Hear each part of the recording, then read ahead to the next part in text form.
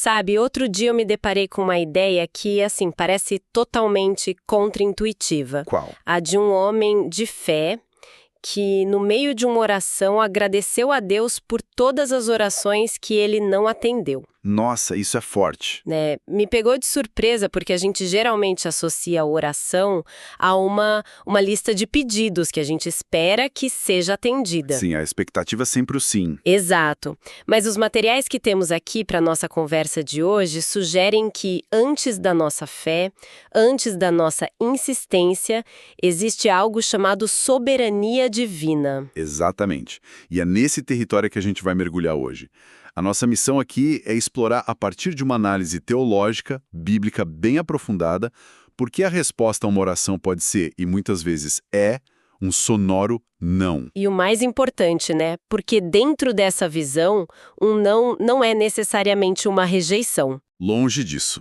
É uma resposta com um propósito muito, muito específico. Ótimo. Então, vamos começar pelo começo. Quando se fala em orar, minha mente vai direto para pedir. É quase um sinônimo. É o padrão, né? Mas a análise que temos aqui sugere que essa é uma visão muito limitada. Quase como usar um smartphone de última geração só para fazer ligações. É isso mesmo. Que outras funções a oração teria? Essa analogia é perfeita. Reduzir a oração a pedidos é o que o material chama de pobreza de espiritualidade. A oração é vista como um ecossistema inteiro de comunicação. Um ecossistema. Gostei. Sim. Por exemplo, existe a ação de graças, que é o simples ato de agradecer, sem pedir absolutamente nada em troca. É puro reconhecimento. Certo, o que faz sentido. E a súplica? Seria só um pedido mais desesperado? É um implorar, um pedido de socorro, que pode ser silencioso, sabe? Só no coração. Entendi. Mas aí temos também o clamor, que seria essa mesma súplica, só que em voz alta, com urgência. E tem uma forma que talvez seja a menos praticada de todas, a deprecação. Deprecação. Essa é nova para mim. O que seria? É a ideia de orar pelo perdão de outras pessoas. E não apenas por amigos ou família, mas por líderes, por autoridades, por quem está no poder. Nossa. E o ponto mais curioso é que se ora por eles mesmo que não tenham se arrependido ainda. É um ato de intercessão que independe do mérito da outra pessoa. Uau, isso muda completamente a dinâmica. Não é sobre merecimento, então. Não é. É uma outra lógica. E dentro dessa lógica, o material ainda faz uma distinção importante entre louvar e adorar. Eu, sinceramente, sempre usei as duas palavras como se fossem a mesma coisa. E muita gente usa, mas a diferença é crucial. Louvar é elogiar, é reconhecer qualidades. A Bíblia mostra exemplos de pessoas sendo louvadas. Pessoas. Sim. A mulher de Provérbios é louvada pelo marido e pelos filhos. O apóstolo Paulo louva uma igreja pelo bom trabalho. É um ato de reconhecimento que pode ser direcionado a humanos. Entendi. É como dizer parabéns, você fez um ótimo trabalho. Exato.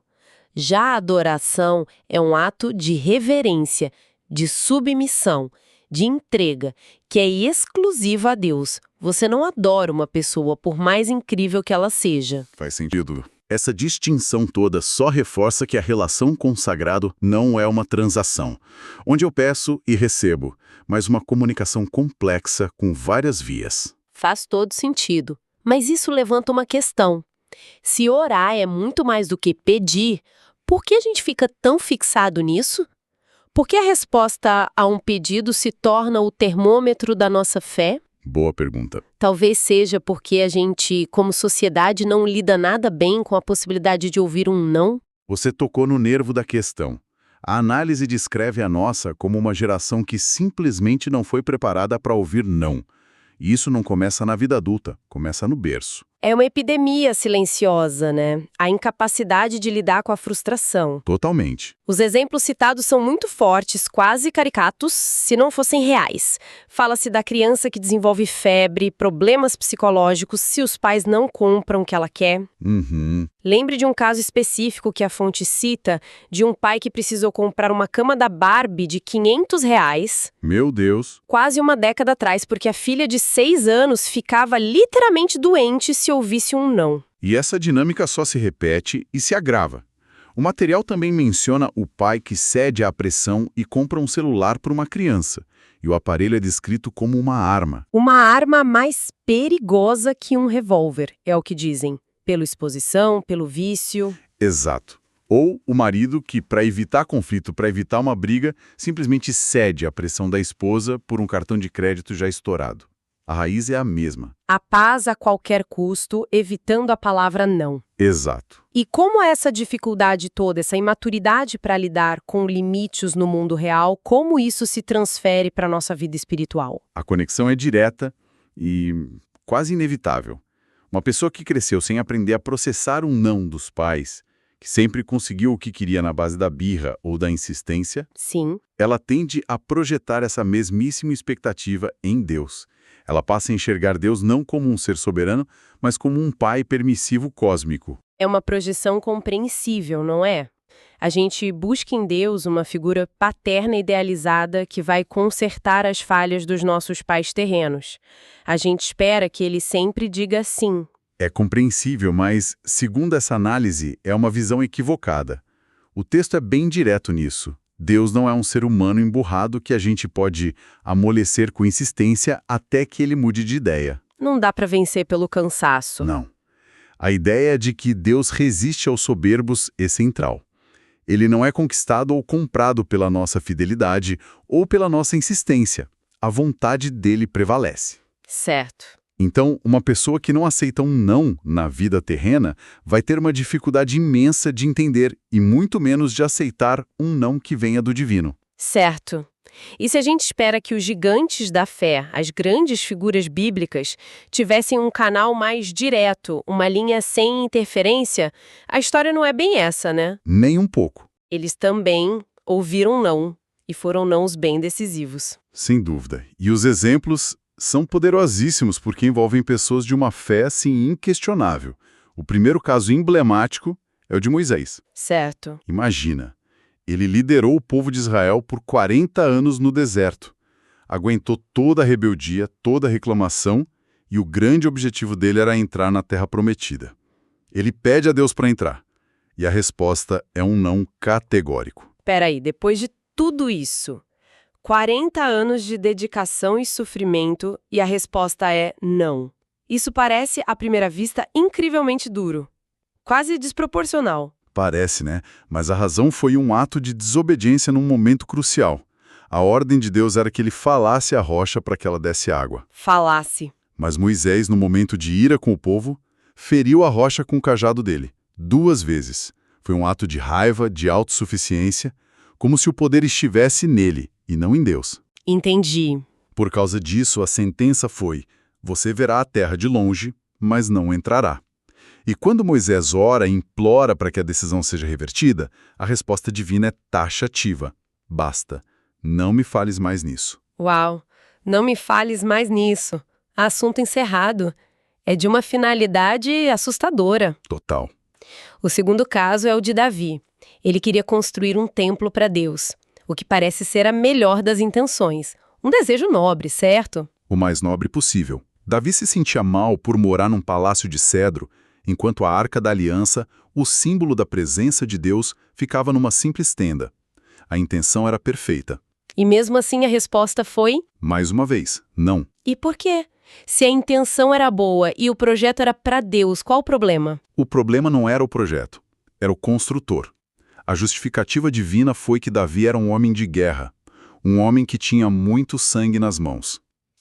Ah, A honra de construir a casa de Deus caberia a seu filho, Salomão, um homem de paz. nossa, isso nos ensina algo fascinante. Sim, que não basta ter a intenção certa, é preciso ser a pessoa certa, para a tarefa certa, no tempo certo.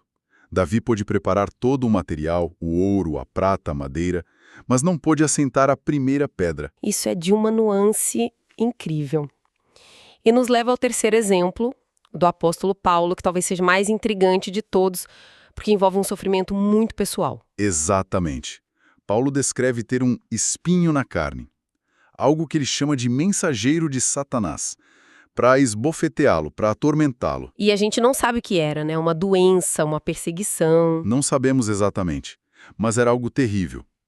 E ele orou, ele implorou a Deus 3 vezes para que aquilo fosse removido. E a resposta não foi a cura. Não. A resposta foi uma das frases mais famosas e talvez mais difíceis de digerir de toda a Bíblia. A minha graça te basta, porque o meu poder se aperfeiçoa na fraqueza. Entendo a lógica da humildade, mas, falando francamente, isso não soa um pouco cruel? Deixar alguém em sofrimento constante para evitar que se torne arrogante? É. Muitos poderiam ver isso como uma justificativa para o sofrimento que é bem difícil de aceitar. É uma objeção muito válida, e a análise enfrenta essa questão. A explicação é que, por causa das grandezas das revelações que Paulo havia recebido, Certo. ele teve experiências espirituais que ninguém mais teve. O risco dele se exaltar, de se achar espiritualmente superior, era imenso. Uhum. O espinho funcionava como uma âncora de humildade, um lembrete constante da dependência dele de Deus e não da sua própria força. Era uma forma de proteção contra o seu próprio orgulho. Entendi. O orgulho poderia destruir todo o ministério dele. Então, o não de Deus, nesse caso, foi um ato de preservação. Ok. Então, juntando esses exemplos, Moisés, Davi, Paulo e a ideia geral, parece que a resposta a uma oração tem menos a ver com a qualidade do pedido e muito mais com o estado de quem pede, com as circunstâncias, com o plano maior. É por aí. É exatamente por aí. Quando a gente junta tudo isso, emergem alguns padrões claros sobre por que uma oração pode não ser atendida da forma que esperamos. O primeiro, e talvez o mais óbvio, está ligado às nossas motivações. Ah, sim. Há uma passagem em Tiago que é citada e que é um verdadeiro soco no estômago. Pedis e não recebeis, porque pedis mal, para esbanjardes em vossos próprios prazeres. Ou seja, o pedido é fundamentalmente egoísta. É sobre usar o poder divino para satisfazer desejos pessoais. Exato. A intenção não é glorificar a Deus ou ajudar o próximo, mas simplesmente esbanjar, gastar consigo mesmo. É uma oração que nasce do ego e por isso não encontra eco. Certo. Mas há um nível ainda mais profundo, que é o estado interior da pessoa. É aqui que entra aquela passagem de Isaías, imagino. Sim, e é uma das passagens mais duras de toda a Escritura. Deus, falando pelo profeta, rejeita categoricamente todo o sistema religioso do povo. Os sacrifícios, as ofertas, as festas e, inclusive, as orações. Rejeita tudo. Tudo. Ele diz: quando estenderdes as mãos, esconderei de vós os meus olhos. E ainda que multipliqueis as vossas orações, não as ouvirei. E a razão é devastadora, porque as vossas mãos estão cheias de sangue. É uma imagem brutal. É brutal. Deixa claro que o ritual não significa absolutamente nada se a vida cotidiana é uma contradição. Precisamente. A condição para que ele os ouvisse não era mais sacrifícios, mas uma mudança de vida. Lavai-vos, purificai-vos, aprendei a fazer o bem, procurai o que é justo, ajudai o oprimido. A mensagem é inequívoca. Totalmente. O coração e as ações precisam chegar antes da oferta. Uma vida de injustiça torna a oração um incenso abominável, como o texto diz. E ainda tem uma terceira razão que se conecta com o caso de Paulo, que é a da proteção. Isso. A ideia de que, às vezes, Deus retém certas bênçãos, como prosperidade ou sucesso, de pessoas que ele sabe que não saberiam lidar com a abundância. Pessoas que não estão preparadas para aquilo. Exato. A análise fala de pessoas que podem ser fiéis em algumas áreas, mas têm um comportamento mesquinho espiritualmente. Dar-lhes mais recursos não resultaria em mais generosidade, poderia resultar em mais orgulho ou avareza. É quase como um pai que não dá a chave de uma Ferrari para um filho de 15 anos que acabou de tirar a carteira. Não por maldade, mas por proteção. É a analogia perfeita. A benção poderia se tornar uma maldição. Exatamente. Paulo dizia que sabia viver tanto na escassez quanto na abundância, mas essa é uma maturidade rara. Para muitos, a falta pode ser uma proteção. O não nesse contexto é um ato de cuidado. Vamos amarrar tudo isso. Essa nossa conversa, baseada nos materiais, nos levou a um lugar bem diferente do ponto de partida. Com certeza. Começamos com a ideia de oração como um pedido e vimos que ela é um diálogo multifacetado. E percebermos que a nossa dificuldade cultural em aceitar um não molda profundamente a nossa relação com o divino. Exato. E o ponto central é que o não divino, nessa perspectiva, nunca é arbitrário. Ele pode ser uma consequência de atos passados, como para Moisés, Certo. pode estar ligado ao caráter e ao propósito de vida de alguém, como no caso de Davi, ou pode ser uma ferramenta de proteção e humildade, como foi para Paulo. E de forma mais ampla, está sempre conectada às nossas motivações reais e à condição do nosso coração. Fica claro que não se trata de convencer a Deus com insistência, como se ele pudesse ser vencido pelo cansaço. A resposta, seja ela sim, não ou um espere, está sempre alinhada a uma vontade soberana que, segundo a fé, enxerga o quadro completo que nós não vemos. O que nos deixa com um pensamento final para refletir.